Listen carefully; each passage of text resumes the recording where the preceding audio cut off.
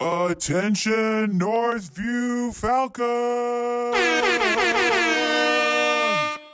Mr. Tyler Themes here. I am the middle school math instructional coach and also am the current interim assistant principal for Westlane Middle School. And I'm here to explain to you a little bit more details about the iExcel at iExcel initiative we have going on for the rest of the semester, leading up to the iLearn test, which begins April 22nd. So we have less than 10 weeks, under 60 school days left to help grow all our students and help everyone get prepared for that important iLearn test. This paper that you see here is the paper that students will receive in their advisory classroom, and I just want to go over some more of the details about the iExcel at iExcel. So as you can see here in the directions, our hope is that all students spend at least 20 minutes for 4 nights of the week on either the iExcel diagnostic or on their recommendation wall. And then every Friday we ask that students turn in this paper to their advisory teacher with 4 signatures to prove that they have worked on iExcel for the designated amount of time for that week. And then you will turn that in, this practice log into your advisory teacher, and whenever you turn in, you'll be entered for a chance to win a prize on a weekly basis, and then we'll have some bigger prizes kind of throughout the course of this as we go. So it's going to be important that students turn in their paperwork throughout this process to be eligible to receive some cool prizes. Then you can also see it says here to work to a SMART score of 85, and this is what the paper looks like. So I'll go over kind of how to fill this out and some more of the details of it, but I did want to draw your attention to this math symbol. This is an important math symbol for the iExcel portion.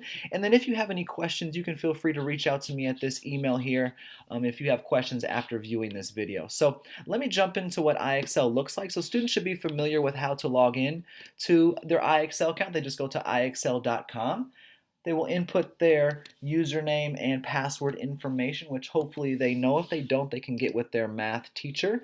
But when they log in, they'll log into their iExcel account, and this is kind of what it looks like here. So they'll have the option of either going into the diagnostic or to the recommendation wall, which are both right here. So I'll start with the diagnostic and just some quick details about what the diagnostic looks like.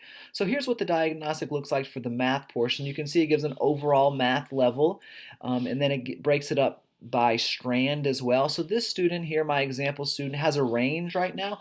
As you work in the diagnostic more and more, it will keep narrowing down your level so you can get to like a more specific pinpointed level for where you are overall and then per strand. So for example, if you're at a 750, 700 means a 7th grade level. So if it's 750, that means you're about halfway through the 7th grade level is what that means.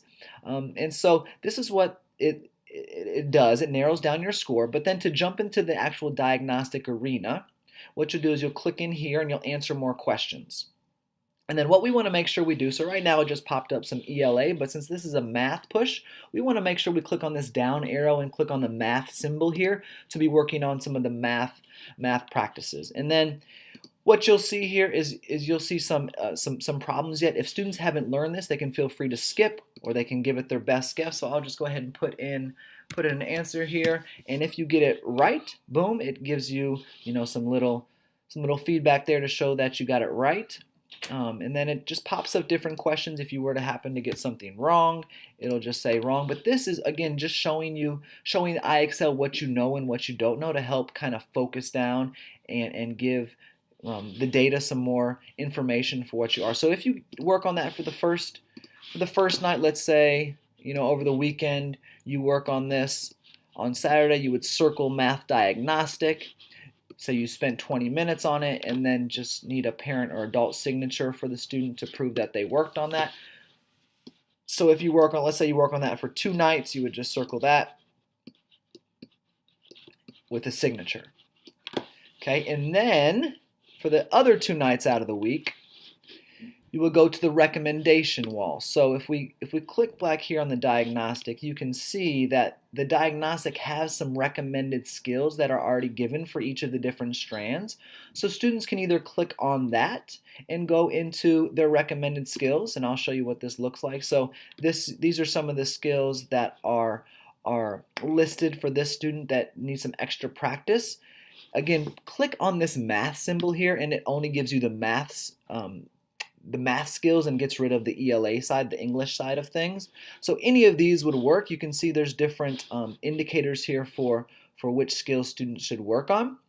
They could also just click on this recommendation wall. Either way is a good way to get to your recommendation wall. And again, these are the skills that your specific student needs either work on or extra practice on, or so any of these would be great skills to help your student learn and get better. Again, make sure you click on the math part. So you go into this try these, and you can see this is an example of what it would look like if we were drawing an array here. We would submit our answer. If we get it right, notice that the SMART score goes up. So we are asking on our directions for IXL and IXL that students work to a SMART score of at least 85. 85 is a SMART score that is defined as being proficient. If you want to work above a SMART score of 85, even better.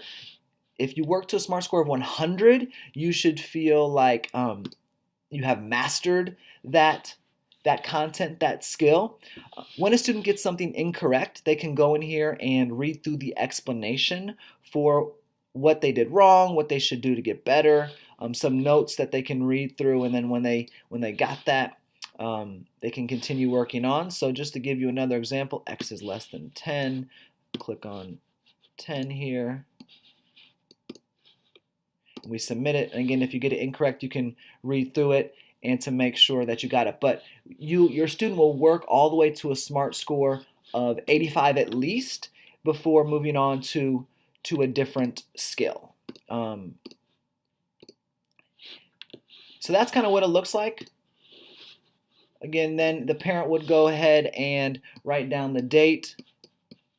This time we worked on the recommendation wall for at least, let's say we worked on 15 minutes this night on Wednesday, and then on Thursday we worked on the recommendation wall again. Maybe this time we worked on it for another 20 minutes. Doesn't have to be exactly 20 minutes, but our hope is that over the course of 1 week, the total number of minutes add up to be about 80 minutes overall. And again, this push is just to help give all students some extra practice in math. This is in addition to their regular homework assignments. So this is something just to give some extra practice, some specific things, some targeted skills that each student need to help them grow in math and get better at math. We really like the math diagnostic because it helps us give some good recommended skills for students to work on. So we hope that this helps all of our students grow, continue to get better in preparation for the iLearn test, and just give students a little bit extra push to work on their math skills. Again, we're going to reward students on a weekly basis with prizes going through their advisory classes, and also some bigger prizes toward the end of this push. If you have any questions, please feel free to reach out to me, or you can have your student talk to their math teacher. Either way. Thank you so much for listening.